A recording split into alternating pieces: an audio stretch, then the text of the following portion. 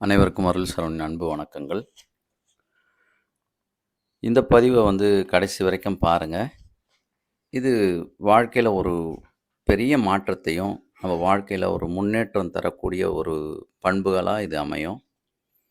முதல் பண்பு இது ஏன்ற ஒரு தெளிவு. இது ஏன்ற ஒரு கேள்வி.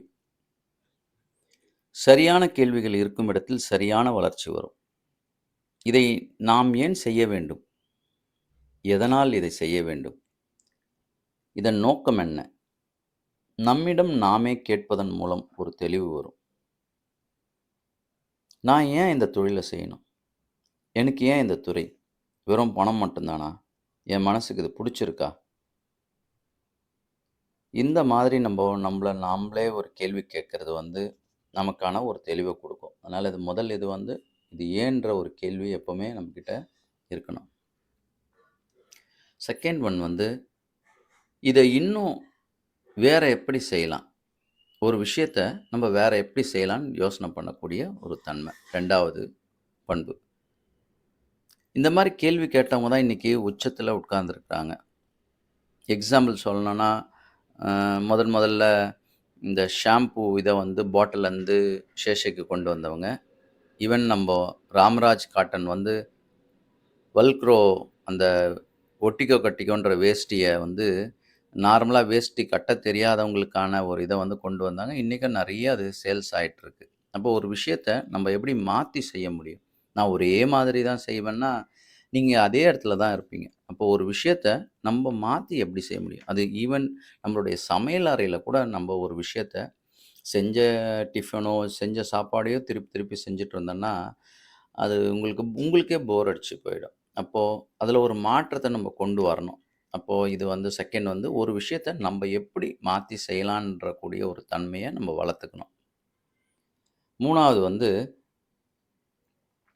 தாமே களம் இறங்கி செய்யும் துணிவு. ஒரு வேல நடக்கணும்னா, என்னால நானே இறங்கி செய்ய முடியுன்ற ஒரு தன்மைய நம்ம கொண்டு வரணும்.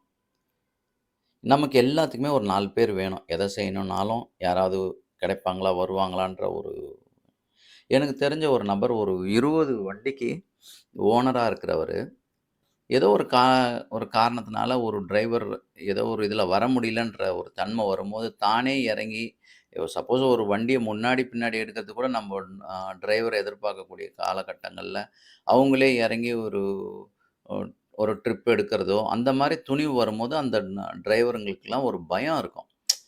சார் நான் அது பண்றேன். ஆனா, எனக்கு அந்த பிசினஸ் பத்தி தெரியாது. ஒருத்தர டிபெண்ட் பண்ணி பண்றேன். அப்போ அது எந்த விதத்தில நம்ம நியாயம்? அப்போ நம்மள நல்ல இடத்துக்கு கொண்டு போணும் அப்டின்னா, நமக்கு அந்த தலைமை பண்பு கண்டிப்பா இருக்கணும். எந்த ஒரு செயலுமே அவங்க வேலை செய்றவங்க வரல அப்டின்னா, என்னாலயும் செய்ய முடியுன்ற அந்த தன்மைய நம்ம வளர்த்துக்கும்போது, அந்த இடத்துல ஒரு பெரிய மாற்றங்கள் நிகழும். அதே நேரத்தில இன்னொருத்தவங்கள டிபெண்ட் பண்ணி வாழாம, நம்மளாலயும் பண்ண முடியுன்ற அந்த துணிவு வந்துரும். சரி, அதுக்கு அடுத்த 4வது பண்பு அசைக்க முடியாத நம்பிக்கை. முதல்ல நமக்கு ஆண்டவன் இருக்கான் என் கூட, அப்படின்ற ஒரு ஒரு டயலாக்க நம்ம அடிக்கடி நம்ம மனசுக்குள்ள சொல்லிக்கணும். இது ரொம்ப ரொம்ப வாழ்க்கையில ரொம்ப முக்கியமான விஷயம். ஆழ்ந்த நம்பிக்கை நம்ம இறைவன் மீதோ, இல்ல நம்ப மேலேயே நமக்கு ஒரு பெரிய நம்பிக்கை இருக்கணும். இந்த நம்பிக்கை ஒண்ணே உங்கள எங்கேயோ ஒரு நல்ல நிலைக்கு கொண்டு வந்து விட்டுரும். அப்போ இறைவன் என் கூட தான் இருக்கிறாரு. என்ன அவரு வழி நடத்துறார்ன்ற ஒரு நம்பிக்கை எல்லா நேரங்களிலும், எல்லா தருணங்களிலும் நமக்கு இருக்கும்போது, அந்த நம்பிக்கையே உங்கள நல்ல நிலைக்கு கொண்டு வந்து விட்டுரும். சரி 4வது பண்பு முடிஞ்சது. இப்ப 5வது பண்பு. எதையெல்லாம் நான் செய்ய வேண்டும்? எதெல்லாம் மத்தவங்க செய்யணுன்ற ஒரு தெளிவு முதல்ல இருக்கணும். சில பேர் பார்த்தீங்கன்னா, எல்லா வேலையும் அவங்க தலையிலேயே போட்டு செய்வாங்க. ஆக்சுவலா பார்த்தீங்கன்னா, உங்களோட நேரத்தோட மதிப்பு பார்த்தீங்கன்னா 1,00,000. ஆனா, நீங்க சில ஆயிரங்களுக்காக அந்த வேலைய நீங்க இழுத்து போட்டு செய்வீங்க. முதல்ல ஒரு விஷயம் நான் அடிக்கடி இந்த வார்த்தைகள சொல்வதுண்டு. ஸ்மார்ட் ஒர்க்கும், ஹார்ட் ஒர்க்குக்கும் உள்ள வித்தியாசம். ஹார்ட் ஒர்க்னா எல்லாமே நீங்களே செஞ்சுட்டு இருக்க. ஸ்மார்ட் ஒர்க்னா அடுத்தவங்கள வேல வாங்குறது.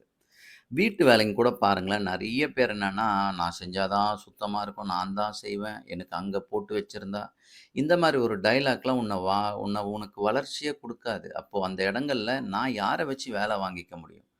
யார வச்சு நான் நல்லா வேல வாங்கிக்க முடியும்? அதெல்லாம் நம்ம பார்த்து, நம்மளுடைய வீட்டு வேலைங்க கூட முதற்கொண்டு நம்மளால ஆர்கனைஸ் பண்ண முடியும். நம்மளால வந்து லீடர்ஷிப் மாதிரி இருந்து நம்ம வேலை வாங்கிக்க முடியும். அந்த ஒரு நம்பிக்கை உங்களுக்கு வந்துட்டாலே, முதல்ல உங்களுடைய நேரத்துக்கு அதிக மதிப்பு இருக்குன்னு முதல்ல தெரிஞ்சுக்கங்க. அப்போ அத நீங்க பயன்படுத்துனீங்கனாலே, நீங்க நல்ல முன்னேற்றம் அடையலாம்.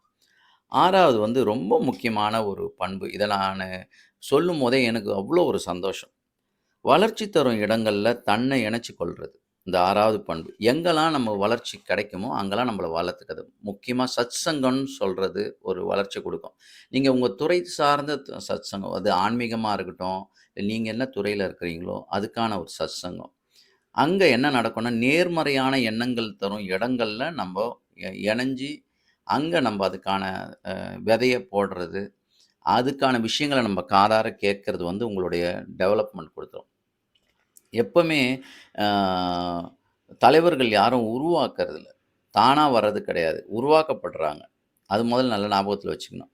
அப்போ அ சில தலைவர்களோ உச்சியில இருக்கிறாங்க அப்படின்னா, அதுக்கு இந்த மாரி பண்புகள் அவங்க வளர்த்துக்கினதுனால மட்டும் தான். அது அவங்க தெரிஞ்சோ, தெரியாமலோ அந்த பண்புகள் அவங்க கிட்ட இருக்கும். அதனால தான் அவங்க அந்த நிலையில இருக்கிறாங்க. இது வந்து வெறும் ஒரு அரசியலுக்கோ, இல்ல வந்து அலுவலகத்துக்கு மட்டும் இல்ல. இது வியாபாரத்துக்கும் பொருந்தும், வீட்ல இருக்கிறவங்களுக்கும் பொருந்தும். இந்த தகுதிய நம்ம வளர்த்துக்கினாலே நம்மளுக்கு தலைமை பண்பு தானா தேடி வரும்.